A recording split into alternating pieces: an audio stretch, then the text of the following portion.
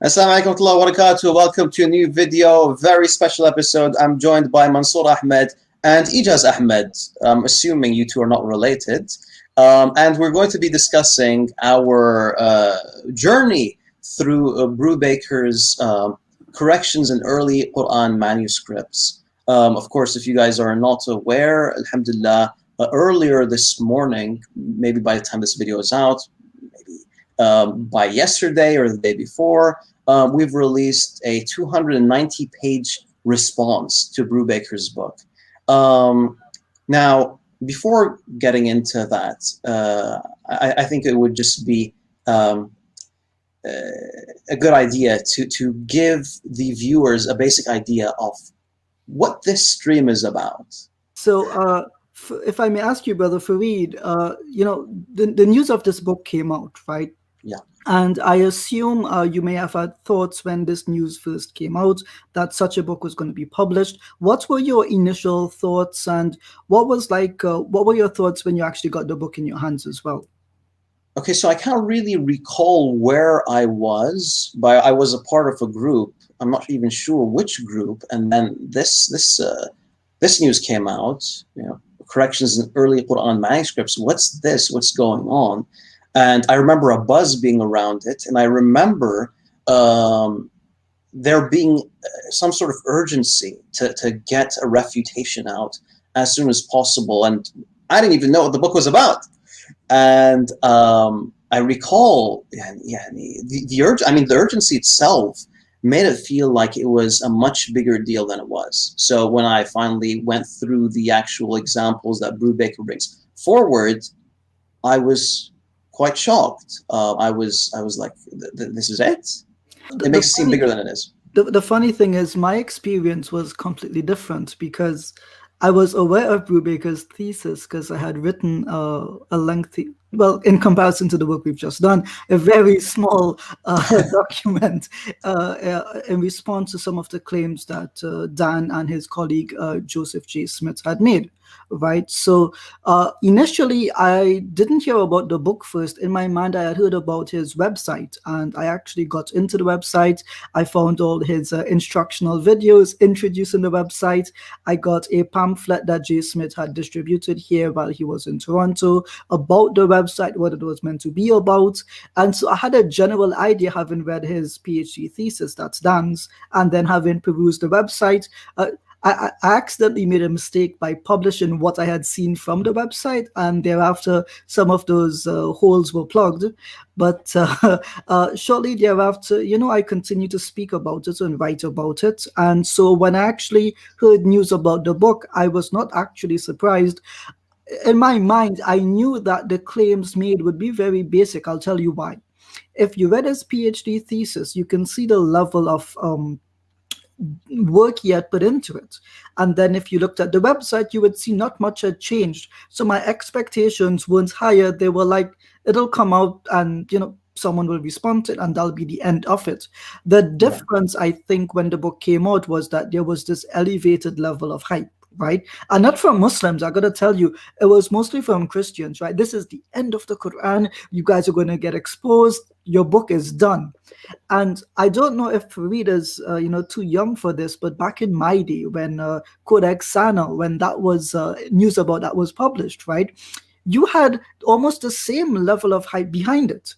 And the Muslim anxiety was very minimal, but in the age of social media and with having a larger audience base, some of these guys out there now who are antagonists towards Islam, they elevated the book. They hyped it way too much. I almost want to say it's like hyping up, a really good video game, and it comes out and you play it and you're like, well, I just wasted my money. And so when I got my copy of the book, I think I put the book down and I didn't even want to look at it because I felt bad for myself. I said, Ijaz, you wasted that time and you're never going to get it back. But I do have to say, I do agree with you. I think among the younger people, they were a bit more concerned, what does this mean? Because they haven't had real world experience with these kinds of claims being thrown at them.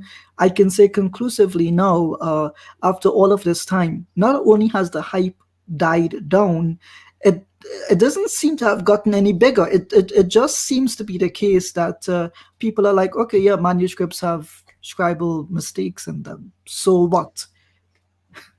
So there's a couple of things I need to mention about this. Firstly, yes, people assume that.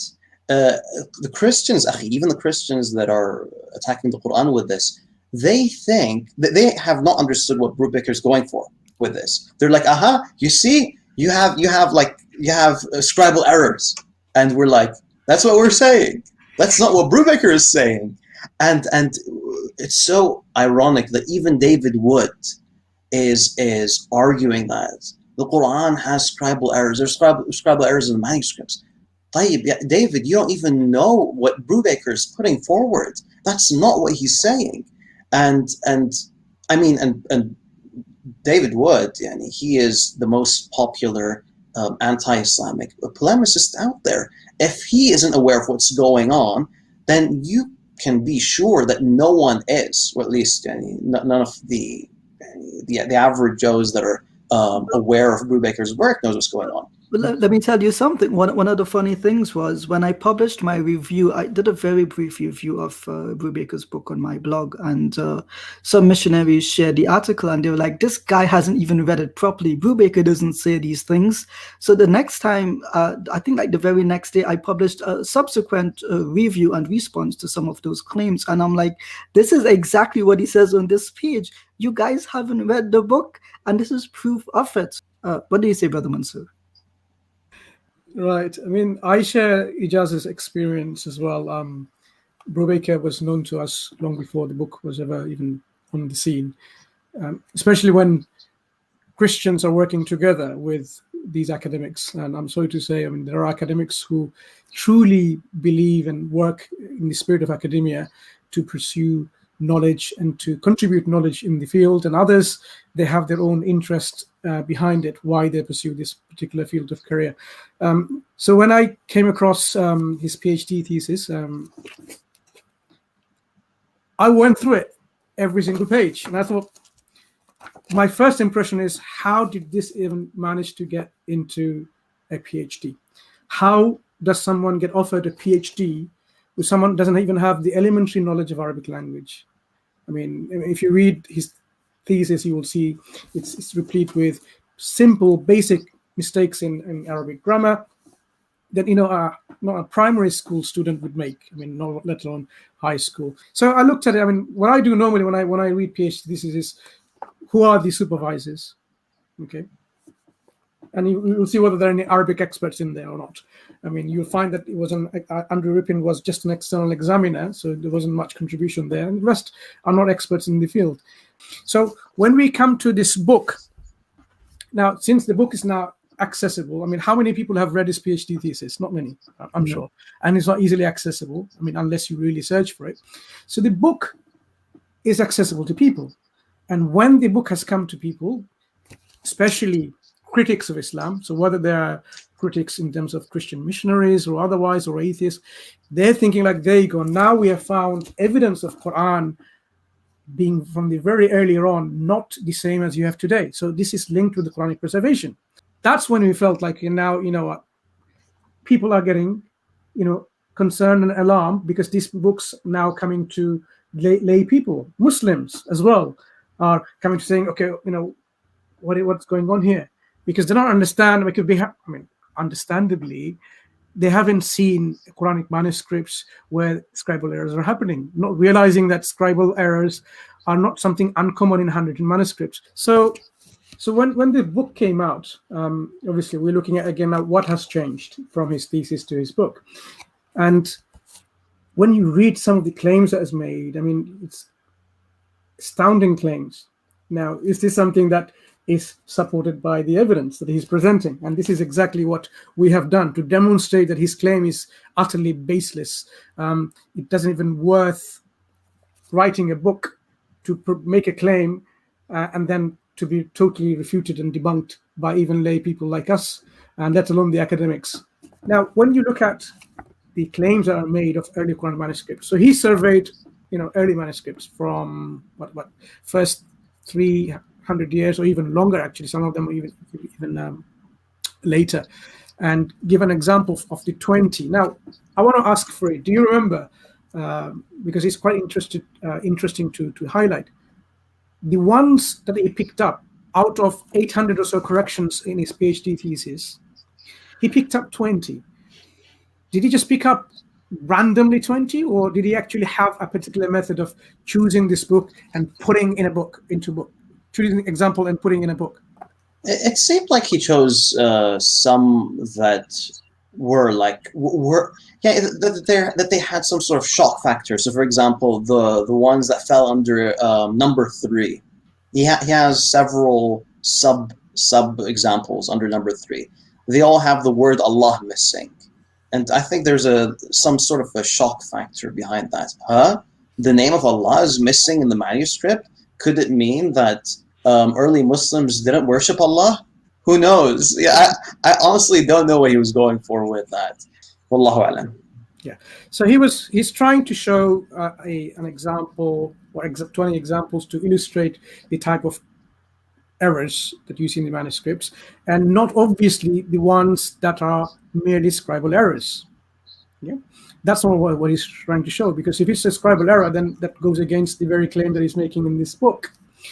Now, so one would expect to find meticulous selection out of hundreds, 800, even more, that he has seen over the years, even more than thousands, of course.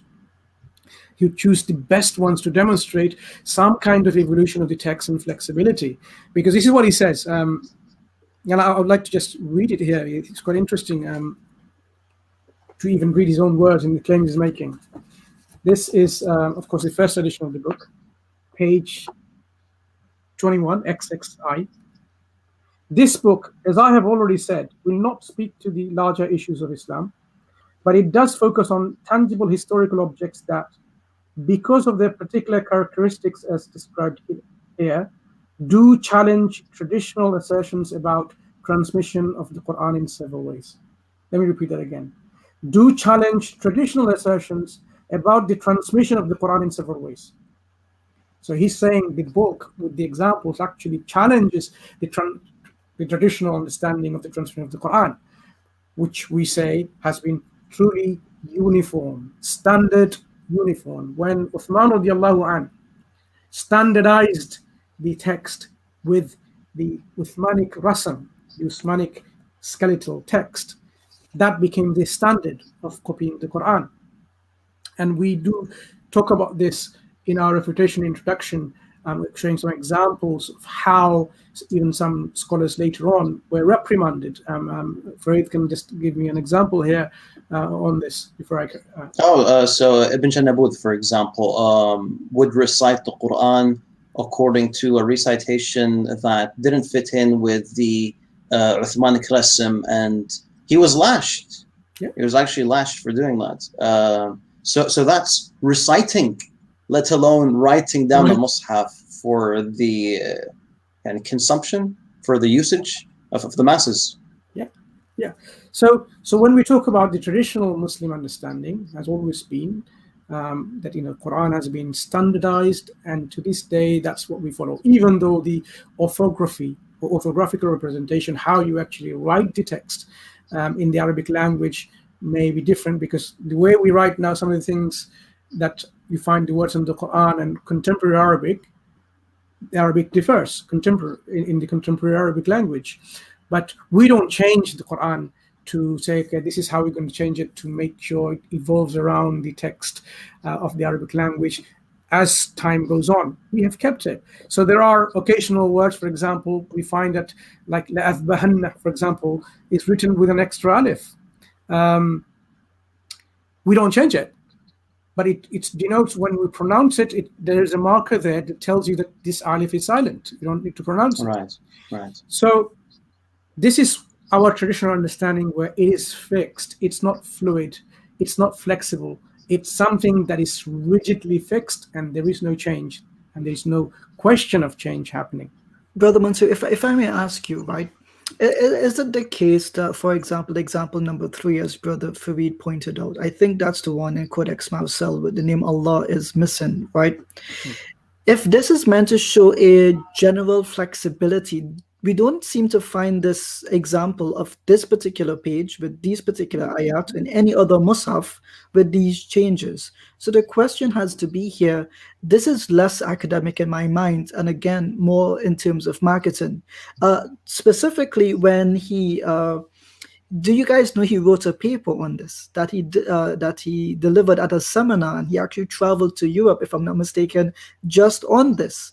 And so the shock factor got him across the Atlantic. So maybe he thought, well, this is going to convince Muslims that, the flexibility existed. But Brother Mansour and Brother Fareed, did you come across any other contemporaneous manuscripts, whether from the same region or the same era, where ERA, by the way, where these same changes were found?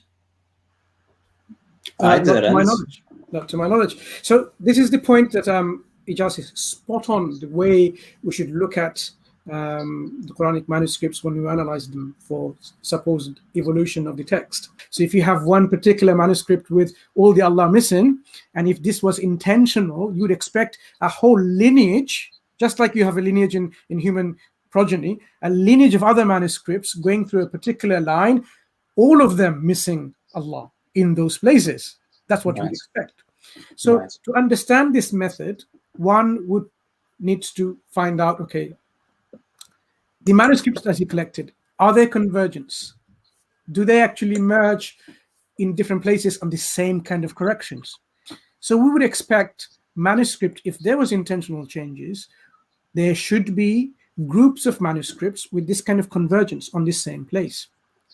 And many manuscripts to have that, not just one manuscript. So imagine if you have, from the same time period, 10 manuscripts, and one manuscript has this one particular letter omitted, or a word, omitted. For example, Allah omitted here. And all the others have Allah. And this has been always the case from that time period, and the next generation, and the next generation, and throughout across the globe until today. What is the obvious logical conclusion from there? That is a scribal error. But Mr. Dan Allen Brubaker wants us to think otherwise, that this is actually intentional change to demonstrate the flexibility. So what we did then, this is the problem of the method that Dan has employed in his thesis, and he carried over in his book too. Did not do schematics or manuscript comparanda, where you compare manuscripts from the same time period, earlier contemporaneous manuscripts or later manuscripts, to show the flexibility and evolution. If you've done that, then he would have made his case quite watertight. This is what we've done. Very simple. Our refutation is very simple. What we have done is simply, we could have done an academic refutation in which we provided the schematics, showing you the manuscripts, which group they belong to, what time period, what region, what provenance they are from, and then where his manuscripts fall under, the example he's quoting. And from there, you can see from there, okay, this is just an isolated case. Instead, we made it even simpler by taking each example in turn and showing from other manuscripts which are readily available. And he knows that they were available. When I say Dan Brubaker knows they were available from the same time period, even earlier or later. So we're talking about similar time period, contemporaneous manuscripts. And to show you that this particular example that you're saying there is an intentional change or a correction there, this is non-existent in those other manuscripts. And those manuscripts are exactly the same as we read today. Okay. So this is example 3.1. As you can see here, there seems to be something going on with the name of Allah. It seems as if it has been inserted in the text, as Brubaker has mentioned. This is from the Marcel manuscript. It's dated, Wallahu A'lam, to the 8th century. Now, so what we did was very simple. We found, and by the way, this stuff is all available online. Other manuscripts that were some from the same time. This is also from before the year 800. And what we did here is we zoomed into the image, and we've identified the inclusion of the name of Allah right here. As you can see, the inclusion of the name of Allah, like our present text. And here's an image from a modern printed Quran for you to make that comparison.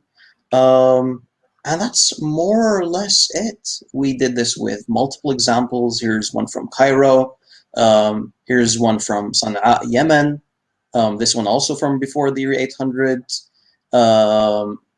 Here's another one, I believe this is in Germany. Manuscripts, yeah, very early. Manuscript. Carbon dated. Yeah, it's quite early, 649 to 675.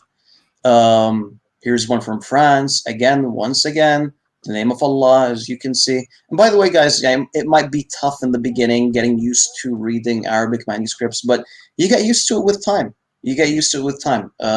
When I first started off, it took me ages to read a single page, but now it's, I mean, Mansour, I think you have a background in medicine. I'm sure you read the doctor's prescriptions all the time. Do you still struggle with that, or are you fine with that now? Now things have changed a little bit. Of course, everything's now electronic, so you don't have problems anymore. Well, that was a terrible example on my behalf. I'm sorry for that.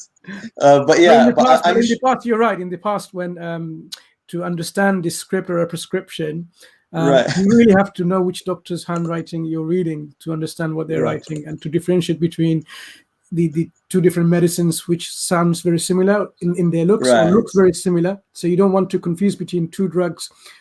Two medicines could be totally unrelated for what conditions. And this is well known throughout the world. The handwriting way of writing a prescription, you have to be an expert to read that, to dispense that prescription in a pharmacy, for example. Yeah, so you're absolutely right. So the way you can be very familiar through experience, the more you read about particular type of manuscript, whether this is Hijazi or Kufi or Mail, used to be known as the early Mail or Hijazi, and it becomes second nature to you, then you can easily spot. So there is a nice website.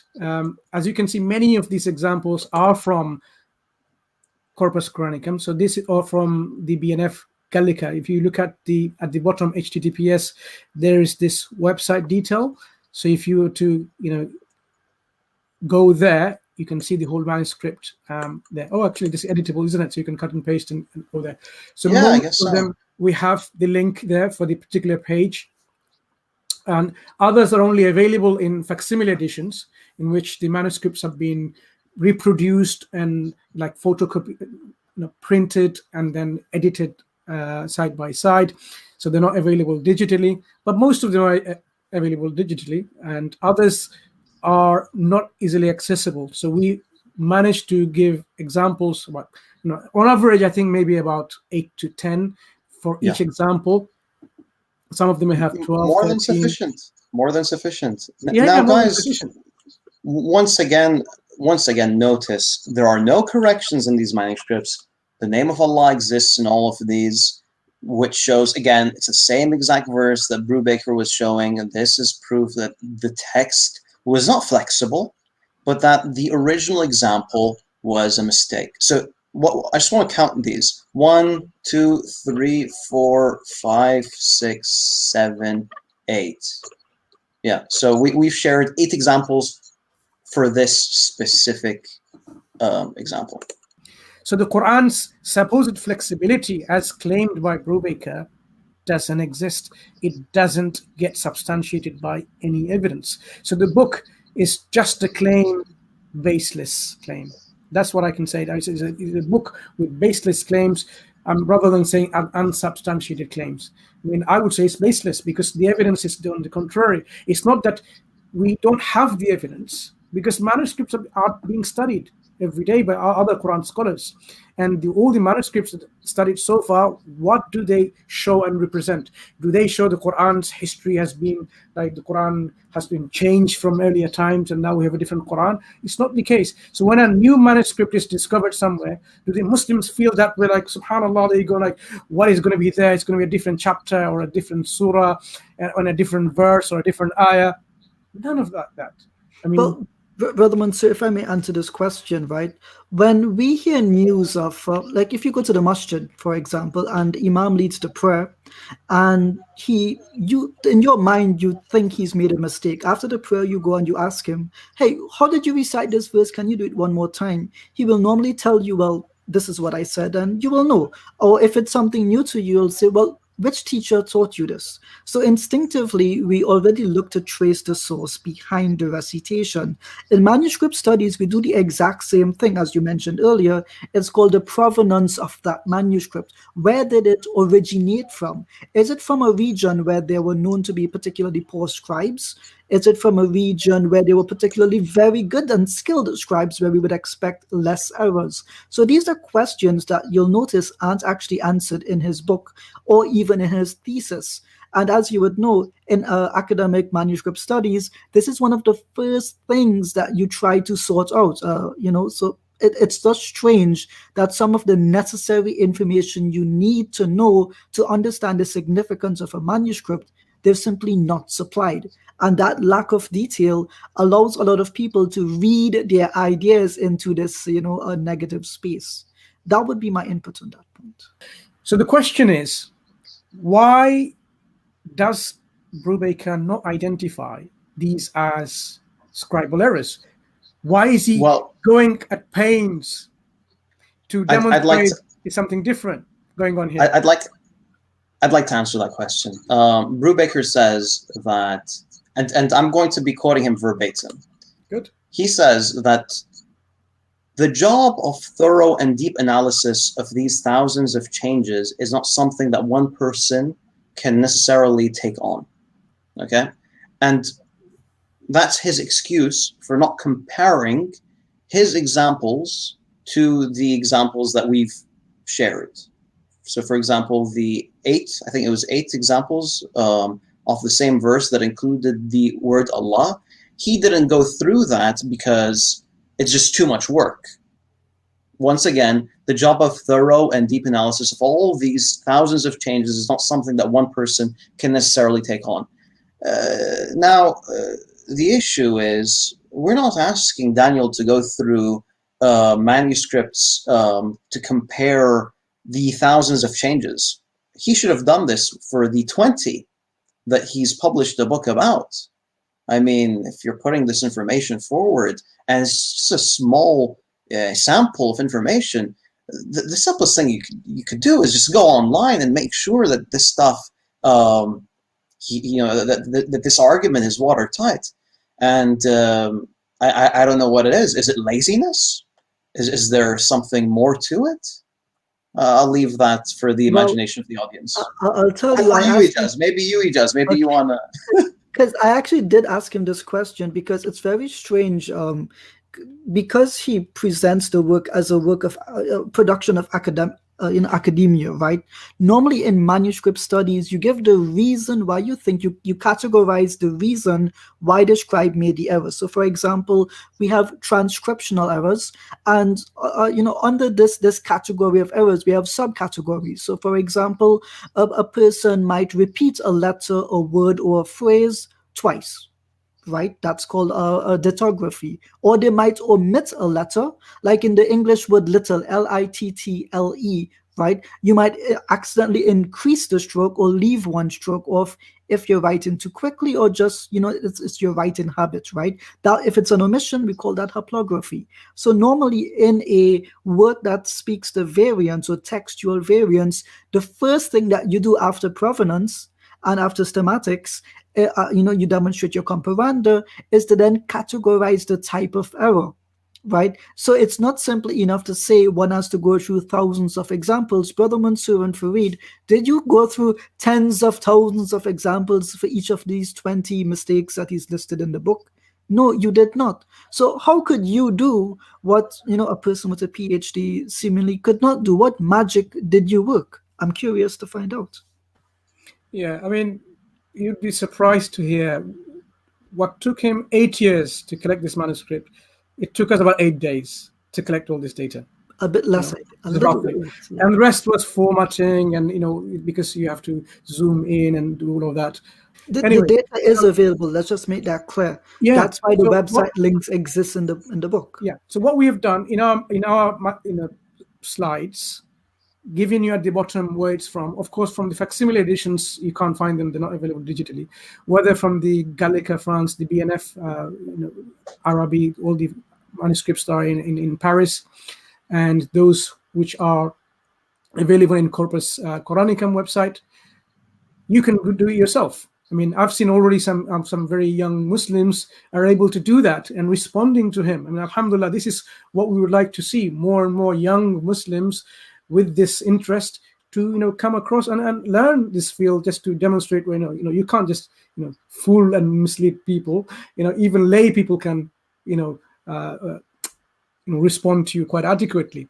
So I want to briefly go through some examples to demonstrate it's not just lack of critical thinking from Daniel Brubaker. It's not that he was incompetent to find out the reasons why there are scribal errors, but just to show you that why is this selective avoiding it, selectively ignoring what reason. I will leave this question open. I mean, of course, there is a motive behind it. What is that motive? Our audience can see. So I'm going to share my screen, just go through briefly a few examples, not all of them, because we would like you to read our document and see for yourself every single example and see where the evidence lies. Okay, so this is an example where Brubaker says, as you can see here, there has been some erasures here, like few words missing. And he's thinking like there must be something very significant that's been erased. The original document had something extra, something more, right? But if you look at it, this is how the whole ayah or ayats in question is. Right. So here it says, يَكُونُ فُقَرَاءَ يُغْنِهِمُ اللَّهُ مِنْ فَضْلِهِ وَاللَّهُ وَاسِعٌ عَلِيمٌ. And it continues. Again here, يُغْنِهِمُ اللَّهُ مِنْ فَضْلِهِ. So you can see Allahu min fadli is repeated twice, right? And it continues, وَالَّذِينَ يَبْتَغُونَ الْكِتَابَ مِمَّا مَلَكَتْ أَيْمَانُكُمْ, and so on. So what the scribe has done, if you go to the next slide, the scribe thought he's written up to here. He writes up to here and he thinks that he's actually written, the scribe writes 3, this example here, up to here. And he thought he's actually written this first part. So what would you do? You'd continue writing from here, right? Wallahu wasi'un alim again. Do you follow so far? Because the two phrases are similar, he actually finished writing up to here, the second min fadli, Allahu min fadli. But mistakenly thought he's actually written from the first one up to here. So he continues to write Wallahu, this here number 2, Wallahu wasi'un alim again. And realizing mistake, he then erases it. Now, how do we know this is the case? Because here at the top here, this is Wallahu wasi'un alim in here. I've taken it in the middle just to cut out from this part and split it. And here is Wallahu inserted there and wasi'un alim inserted here. And it fits exactly the same.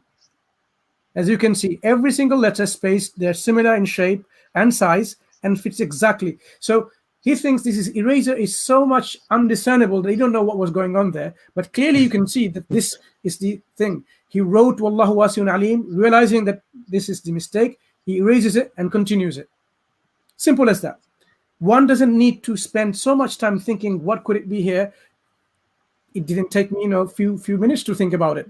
You don't need to really be a Quran manuscript scholar to understand how the scribal errors can happen. Okay, so let me just open up another one. So the one I've shown you is this. Okay, this is one of the manuscripts. Apparently, the whole, phrase is overwritten. But if you look at it in this slide, this is the ayah how it goes. ليس على الذين آمنوا وعملوا الصالحات جناح فيما طعموا إذا ما اتقوا وآمنوا وعملوا الصالحات ثم اتقوا وآمنوا ثم اتقوا وأحسنوا والله يحب المحسنين. So you can see the phrase ittaqaw wa amanu. Ittaqaw Yeah. wa amanu is repeated twice. Yeah. And this is what exactly was happened, described. Thought he had copied 1 up to 3, hence he missed the 2. So he continued writing by missing this part, because when he wrote ittaqa wa amanu, because he's copying a particular manuscript, he then continues to finish from there, thumma ittaqa wa ahsanu. Yeah. Yeah, omitting this whole phrase. Now, if you read Brubaker's book, does he even mention that this can be the obvious explanation of the error? He doesn't. He wants the reader to think this is something obviously going on here. He spends his time going into the Qira'at literature and to find out if there's any variant, when this is simply a very, very well-known, attested examples of scribal mistakes in other scriptural traditions that people are familiar with. I mean, it's amazing. I mean, this is why, I mean, I think this is a book which is not for the Quran manuscript scholars, but this is a book intended for theology students to make theological claims based on, you know, absence or no absence, negligence of evidence, to make a point against Islam and Muslims and their holy text, the Quran. So guys, what would be your concluding thoughts then for the people at home, besides reading the PDF? And we do encourage you to read it, and I believe some of the links may be clickable if I'm not mistaken there. Brother Farid, Brother Mansoor, your final thoughts and advice for the people at home.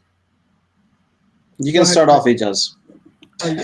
I knew because I was waiting for hints. My general advice would be to, there's that ayah in the Quran which tells you to verify news, not just to believe it as you get it. And in this case, you know, this person did not create an entirely new category of research. You know, ilm al-rasm al-musaf, the science of the writing of the Quran, is something well known, right? You don't have to be a scholar to dip, you know, your toes into this field. As Brother Mansoor said, if you read the Quran often, or just, you know, every now and then, you will recognize many of these verses and many of the repeated phrases, and it will make sense to you. If I were you at home, don't let, you know, the hype get to you, because hype, you know, there's this thing in showbiz that tell you the more you hype something, the less the quality of it you should expect it to be. So in this case, you know, rein yourself in, and if you're at home, especially a young person, be careful of who you get information on the Quran from. And just generally, I would say that, you know, may Allah reward the brothers for the very hard work that they put in, seemingly work that Dan was not able to do. Just to summarize, basically, I mean, when we do work on projects like this, it's quite interesting to see the motives behind the work that are produced. People need to understand that not everyone is against Islam and with an ulterior motives. Okay, there are some certain exceptions, and this is one exception that we are highlighting. So do not start bashing academics and Orientalists just because we have identified one, scholar who has this particular motive behind this work. We have seen in the recent years, I mean, I have seen a few in my lifetime, you know, they were just young Christian evangelists, and they started doing their PhDs, helping each other to be the supervisors and then getting their PhDs. Rubber stamping PhDs. Yeah, so that's what they have done. So from their evangelism, they went into academia. They realized that the only way to have, you know, this kind of doubts within the Muslim mind is producing works like this, and they started doing that. Okay, just imagine if you were there in the what's it called, defense of the dissertation. I wish I was there. I wish I was there. That person would not have defended his thesis. Simple as that. This is how bad the thesis was. It may feel that personal, but unfortunately, this is the level of work we are dealing with. There are other brilliant theses out there. You would say, subhanallah, look at the academic, you know, competence of those scholars. So don't put everything on the same basket. With this, I think I will leave it to Farid and Ijaz to make into a close, inshallah. To bring to a close. Barakallah fikum. Ijaz, any final words? I'm good, alhamdulillah. All right. All right, guys. Inshallah, you enjoyed this. I definitely did. And I hope to see you guys in the next one. Inshallah, the link to the response you will find in the description or in the pinned comment, whichever. I'll see you guys around. Assalamu alaikum wa rahmatullahi wa barakatuh. So